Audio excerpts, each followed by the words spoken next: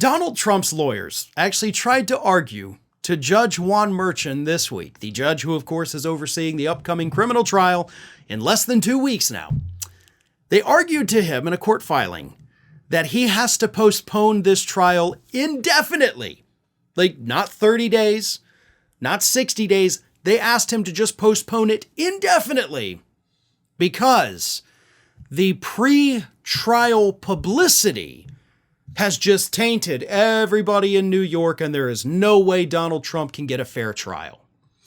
In other words, they're literally trying to argue that, hey, this guy's too famous. Everybody's got an opinion of him, right? They love him or hate him because he's so famous, and therefore you cannot prosecute him because of how famous he is.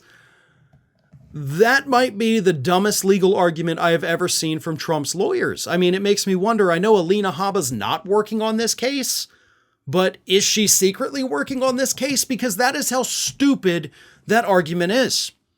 But Trump's lawyers totally swear they have evidence to back this up because they claim in their filing that, hey, it almost sounds like Family Feud. We asked 400 New Yorkers if they thought Donald Trump was guilty, and they all said yes.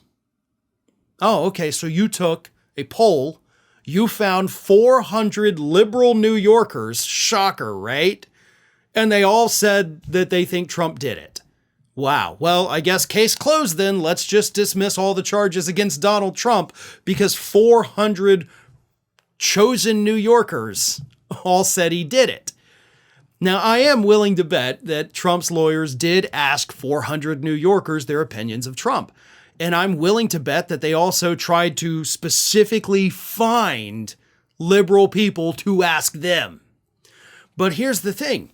Even if it was a random sampling of 400 New Yorkers, that still doesn't change the fact that you can't file this kind of motion. Because the things that you are concerned about, right, like these pre-trial prejudices, are what you're supposed to weed out during jury selection. So what you're actually telling the judge, in addition to the fact that Donald Trump is too famous to be prosecuted, you're also telling the judge that you're not good at your job and you don't think you can weed out people in jury selection that already have preconceived notions of Donald Trump's guilt or innocence. That's not the judge's fault. The judge does not have to indefinitely delay the trial because you can't do your job as a lawyer during jury selection. Guess what?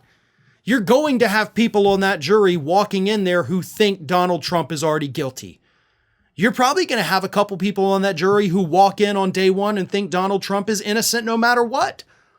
It's the job of the lawyers during jury selection to have their questions ready and to be able to tailor their questions to prospective jurors in order to weed out the preconceived notions. That's what lawyers have to do. On top of that, if you end up with jurors, like I said, who already think Trump did it, then convincing them he didn't is also your job. Like, that's what you're supposed to do at trial. Let's be honest here. Every human being that exists has biases. We all do. It's inherent in human nature. We have biases. And if the lawyer does their job correctly, those biases of those people on that jury will be pushed aside and replaced with evidence that you present to them. If you can't do that as a lawyer, then you shouldn't be a lawyer. You don't get to go and tell the judge, hey, my guy's just too darn famous to be prosecuted. No, it's your job to convince the jury that he didn't do what prosecutors say he did. And again, if you can't do it, then he's gonna be found guilty, but that's not because those people are biased. It's either because the evidence was overwhelming and you couldn't refute it, or the evidence was mediocre, you're just really bad at your job.